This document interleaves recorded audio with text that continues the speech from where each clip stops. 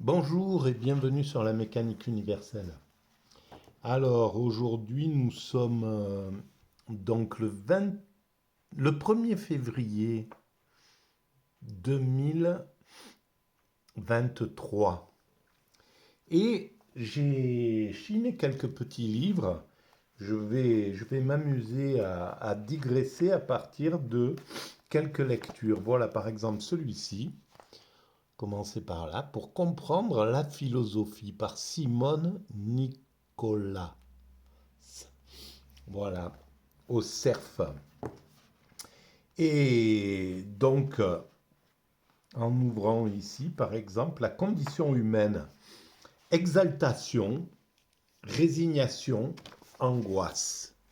Voilà, la condition humaine, exaltation, résignation, angoisse. Voilà, je vais commencer à lire ça. Ça m'intéresse de prendre ces trois points-là. Exaltation, résignation, angoisse. Et en fait, euh, on se construit à travers ces trois forces. Et ces trois forces euh, sont naturelles. Elles arrivent tour à tour d'ailleurs. On va voir un petit peu ce qui est écrit à ce sujet. Et on va commenter si je sens qu'il y a moyen de le faire. Alors, l'intime association de l'homme avec la nature, c'est-à-dire la condition humaine, a bien de quoi, si les réflexions qui précèdent sont justes, faire naître des sentiments d'une grande puissance et profondeur. J'en vois trois que l'histoire de la philosophie et la psychologie font apparaître avec constance: l'exaltation, la résignation, l'angoisse. L'exaltation d'abord, ce qui chez les Grecs s'appelait l'hubris. Voilà, alors l'hubris, c'est vrai, j'en avais souvent entendu parler de cette hubris-là. Et en fait, c'est un peu l'orgueil, c'est peut-être la démesure. Et évidemment, l'humanité construit à travers cette démesure. Alors, l'humanité s'est construite à travers cette démesure. Il y a cette force qui est en présence. Elle a été un, un des grands moteurs de l'évolution. On sait à quel point c'est, cette démesure est vaine, puisque voilà, la toute-puissance n'existe pas. Nous sommes mortels à partir de ce moment-là. Un jour ou l'autre, nous déclinons. On ne peut pas lutter contre le principe de la vie. Et c'est ça qui est incroyable, c'est que le fait que la mort existe veut dire que au-dessus de l'homme, il y a quelque chose qui est plus puissant. On ne peut pas atteindre la toute-puissance. À partir du moment où dans l'humanité, nous sommes mortels, même si on atteint le plus haut degré, on se rend compte que, eh ben, au final, il faut quitter cette terre de façon humble, bien souvent à travers l'angoisse, justement. Il y a un certain moment où on doit passer par la résignation. On est forcé de passer par la résignation. Et bon, à part pour les sages qui ont compris et qui ont travaillé sur eux, vraisemblablement, ils peuvent s'éviter peut-être la dernière étape de l'angoisse, on va dire. En tout cas, on voit que le principe créateur est plus puissant que, même intelligemment, puisqu'il nous oblige à construire cette humanité. On doit travailler pour lui, on doit agir pour cette humanité, et justement, à travers l'hubris, voilà, Alexandre le Grand, il va conquérir tout un tas de choses, etc. Et puis au final, il meurt, et voilà, et ce qu'il a fait, ça a surtout servi à l'humanité, à l'évolution de l'humanité.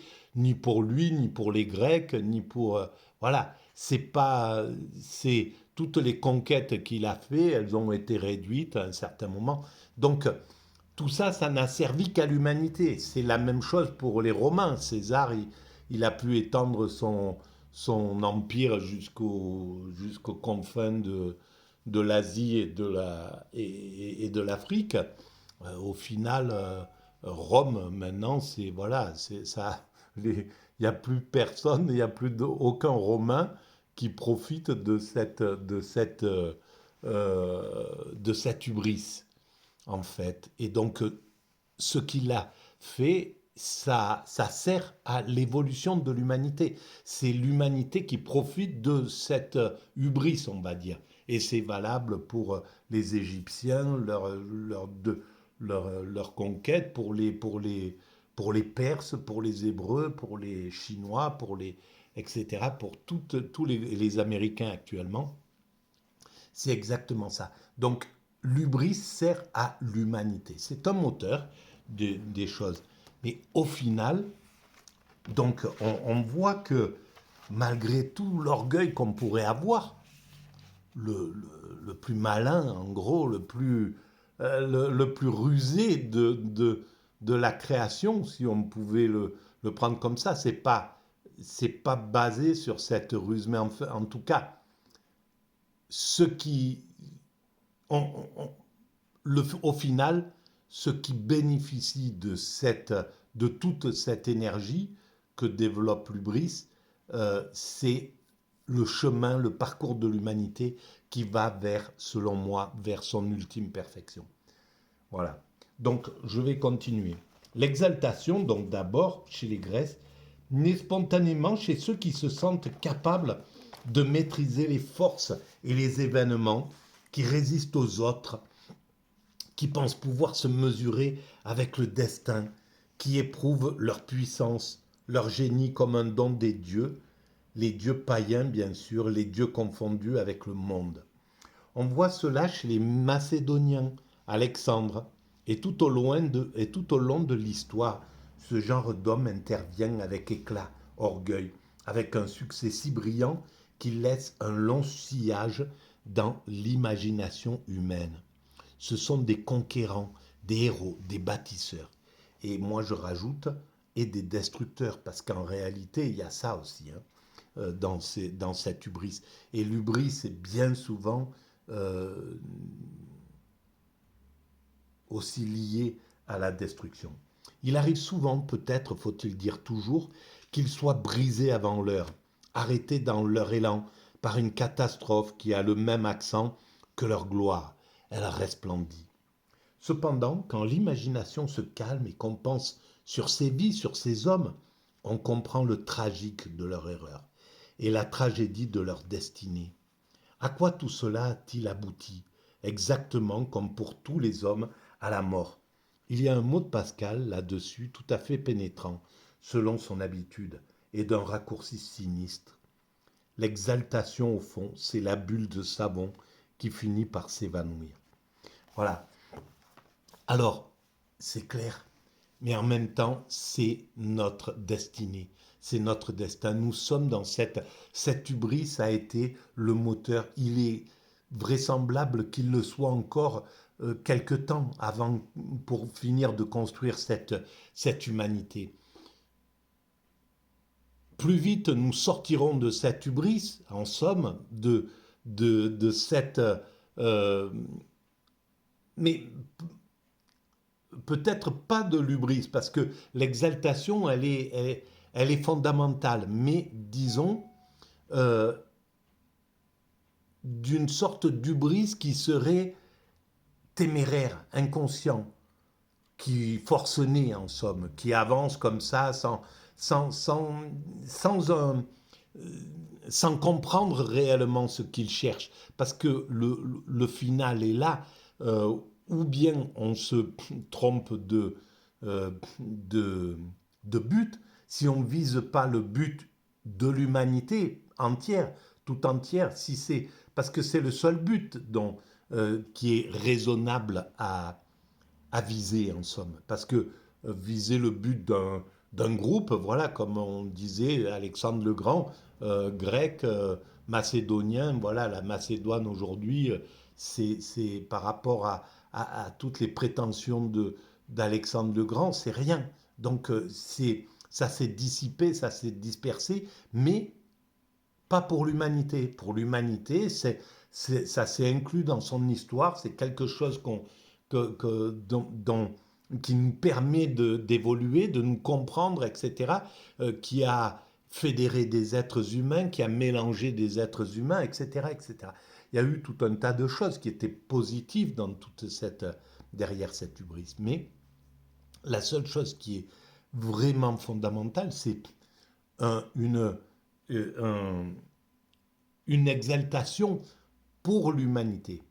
Si on est dans ce sens-là, donc avec une conscience du sens qu'on doit réaliser, c'est-à-dire sortir de l'évolution inconsciente pour aller dans l'évolution consciente. Parce qu'effectivement, il faudra encore de l'énergie pour construire ce monde. Techniquement, pour le maintenant, on sait qu'on doit le rendre parfaitement écologique, parfaitement pacifiste, parfaitement. Donc il va falloir une énergie folle pour amener ces grandes valeurs. Une humanité de partage, une humanité qui aura dépassé la possession, dans laquelle les hommes vivront comme dans une sorte voilà, de paradis, en somme, puisqu'il y a ce potentiel dans l'humanité. Donc il y a tout un chantier énorme pour finir cette humanité, pour aller plus loin dans cette humanité et l'amener à la paix, à la concorde, à la fraternité, à l'amour du prochain, à l'extase. Voilà. Il y a tout un travail, donc il y aura sans doute de cette hubris qui sera encore là. Mais c'est autre chose que de travailler pour l'humanité dans l'exaltation positive plutôt que dans l'exaltation à travers nos pulsions. Si c'est alors, c'est là où c'est important ça sera important de réfléchir peut-être à cette chose-là. Le moteur égoïste, travailler pour soi, donc pour une hubris personnelle, une hubris pour travailler pour son clan, pour son groupe, etc., pour sa nation, voilà, il y a quelque chose qui va mettre de la témérité pour atteindre un but personnel, on va dire. Maintenant, si c'est le but de l'humanité, est-ce que cette énergie serait dissipée, serait plus faible? Tout ça, c'est des choses qu'il faudrait réfléchir en somme. Est-ce que si on travaille pour le but, pour l'ensemble humain, est-ce qu'on perdrait de l'énergie? Peut-être on perdrait que de l'agressivité, que de la compétition féroce envers les autres, que de l'insensibilité, de marcher sur la tête des autres pour pouvoir arriver à notre but. Peut-être que c'est que ça qui va disparaître, mais pas l'énergie constructrice. Voilà qui est à réfléchir. Donc, on voit cela chez le Macédonien Alexandre, et tout au long de l'histoire, ce genre d'homme intervient avec éclat, orgueil, avec un succès si brillant qu'il laisse un long sillage dans l'imagination humaine. Ce sont des conquérants, des héros, des bâtisseurs. Mais je l'ai lu.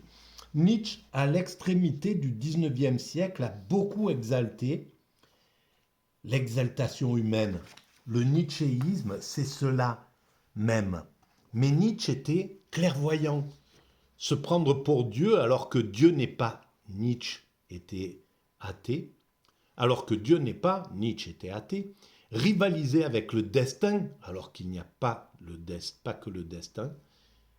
Alors qu'il n'y a que le destin. Quelle vanité, dit Nietzsche. L'héroïsme nietzschéen pourtant consistera, le sachant, à résister à la désespérance, à rire de la dérision. Une forme très moderne d'hubris est celle de ceux qui pensent, par les techniques les plus avancées, ouvrir à l'humanité une route sans mesure, comparable à celle qu'elle a jusqu'ici suivie. Une autre consiste à imaginer que le passé inconnu des origines fut grandiose et que notre grandeur nous a perdus, comme Alexandre le Grand, comme Napoléon. ce qui est sûrement plus exaltant que de nous supposer sortis péniblement des grands primates. Mais non, justement, on a dû passer par cette époque. Voilà, toutes les époques étaient fondamentales. Et évidemment, Nietzsche a raison, on ne peut pas rivaliser avec le destin, on ne peut pas arrêter la marche de l'humanité, tout simplement, si on réfléchit juste à ça. Voilà, comment arrêter demain? Demain sera demain. Demain, personne ne peut l'arrêter, l'humanité ne peut pas l'arrêter demain. Demain, on va construire l'humanité. Après-demain, on aura construit un peu plus l'humanité encore, etc. Et chaque jour, on doit y aller. On doit se mettre au turbin et construire. On ne peut rien faire avec cette marche-là. Donc cette destinée, elle est, elle est là. On ne peut que s'adapter à elle et faire. C'est là où la sagesse réclame d'aimer ce qui nous arrive, d'aimer cette destinée plutôt que de la désirer à notre convenance. Aimer cette destinée. Donc, prendre conscience de pourquoi en ayant quitté les primates naturels, nous sommes devenus ces hommes que nous connaissons aujourd'hui. Nous avons développé tout un tas de choses. Et pourquoi, si on prolonge toutes les évolutions que l'on a fait dans le futur, on voit qu'on arrive à cet état de perfection, forcément. Donc si c'est le cas, on ne peut, la sagesse voudrait qu'on se mette à aimer notre finalité en somme, et donc travailler consciemment, fraternellement, amicalement, dans l'amour, dans la joie, dans la bonne humeur, etc. Ça a déjà été essayé par l'homme, cette chose-là. À un moment, ça va arriver. La conscience du sens, de la finalité, va émerger dans l'humanité. Il faudra encore du temps pour, une fois qu'elle aura émergé, pour que